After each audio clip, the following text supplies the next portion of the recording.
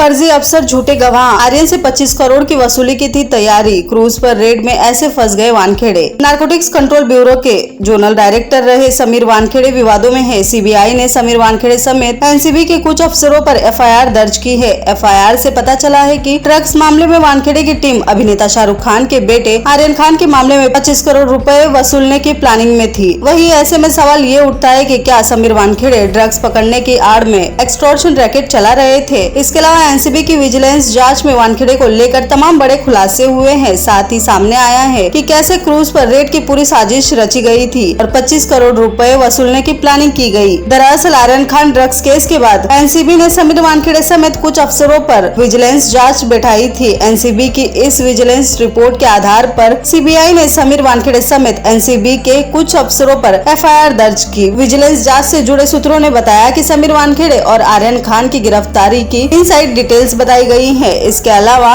सामने आई डिटेल्स के मुताबिक एनसीबी की विजिलेंस टीम के अहम किरदार सैमुअल डिसूजा ने वानखेड़े को लेकर तमाम बड़े खुलासे किए। डिसूजा वैसे तो एक ड्रग्स सप्लायर था, उसे एलएसडी ड्रग्स के केस में एनसीबी की समीर वानखेड़े की टीम ने पकड़ा था। वही दावा किया जा रहा है कि उस दौरान समीर वानखेड़े और उनके अंडर काम करने वाले एनसीबी के कुछ अफसरों ने 10 लाख रुपए की रिश्वत ली थी। सूत्रों का ये भी मानना है कि आरोपों के मुताबिक कि ये पैसे वीवी सिंह और खुद समीर वानखेड़े ने ही लिया था। बाद में डिसूजा को समीर वानखेड़े एंड कंपनी ने अपना मुखबिर बना लिया। वही इसके बाद वो वानखेड़े की टीम के लिए शिकार की तलाश में लगने लगा। इतना ही नहीं, आरोप ये भी है कि फर्जी ड्रग्स प्लांट पे एनसीबी की ये टीम डिसूजा का इस्तेमाल करती थी। इसके अलावा समीर वानखेड़े को गुजरात के रहने वाले पाटिल नाम के एक शख्स ने क्रूज पर होने वाली पार्टी की जानकारी दी। बताया गया कि इसमें ड्रग्स पार्टी भी होने वाली है। वानखेड़े को बताया गया कि इसमें कुछ बड़े व्यापारी और बड़े नाम वाले लोग शामिल होंगे जिन्हें टारगेट किया जा सकता है। हालांकि अब तक आर्यन खान के पार्टी में शामिल होने की जानकारी एनसीबी को नहीं थी।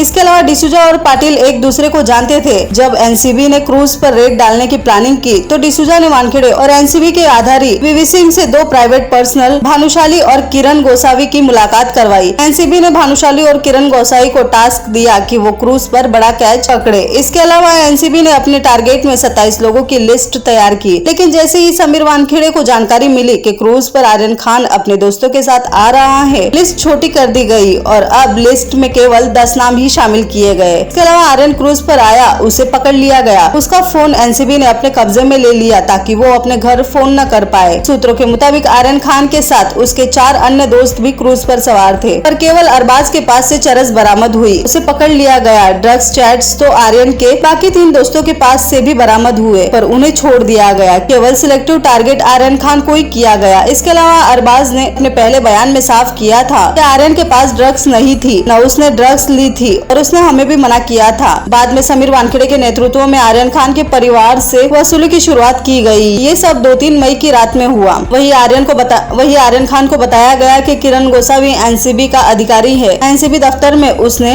आर्यन खान का ऑडियो बनाया। किरण गोसावी की वो तस्वीर आपको याद होगी जिसमें आर्यन खान बैठा हुआ था और गोसावी उसके पास दिखाई दे रहा था। दरअसल किरण ने आर्यन से व्हाट्सएप के जरिए एक ऑडियो बनाया था। आर्यन खान ने ऑडियो में बताया था कि पापा मैं एनसीबी कस्टडी में हूँ, प्लीज हेल्प मी। इसके अलावा समीर वानखेड़े एंड कंपनी ने अब प्लान किया कि आर्यन गोसावी की सेल्फी और ऑडियो कैसे पूजा ददलानी यानी कि शाहरुख खान की मैनेजर तक पहुंचाया जाए ताकि डील शुरू की जाए। वही आर्यन की आवाज और गोसावी की आर्यन खान के साथ सेल्फी शाहरुख खान तक पहुंच गई थी। इसके बाद वानखेड़े एंड कंपनी ने पूजा ददलानी का नंबर जुगाड़ किया और आर्यन की सेल्फी और उसका ऑडियो भेज दिया और कहा गया कि आर्यन खान ने क्रूज पर ड्रग्स का इस्तेमाल किया। उसके फोन से ड्रग्स चैट्स मिले। हम आर्यन खान को कुछ ही देर में मेडिकल करवाने के लिए जाने वाले हैं। इसके अलावा आर्यन खान एनसीबी के कब्जे में होने के बाद ये बात जैसे ही पूजा ददलानी को पता चली, वो गोसावी से मिलने को तैयार हो जाती है। सूत्रों के मुताबिक आर्यन खान को छोड़ने के लिए 25 करोड़ की मांग किए गए, लेकिन मामला 18 करोड़ तक तय हुआ। वही 2-3 मई की रात पूजा ददलानी और किरण गोसावी की मीटिंग हुई और पूजा ने गोसावी को 50 लाख कैश दे दिया। अगली सुबह किरण की सेल्फी आर्यन खान के साथ वायरल हो गई और खुलासा हुआ कि किरण एनसीबी का अधिकारी नहीं है। ये जानकारी पूजा ददलानी तक भी पहुंच गई और ऐसे में करोड़ों की डील खटाई में पड़ गई।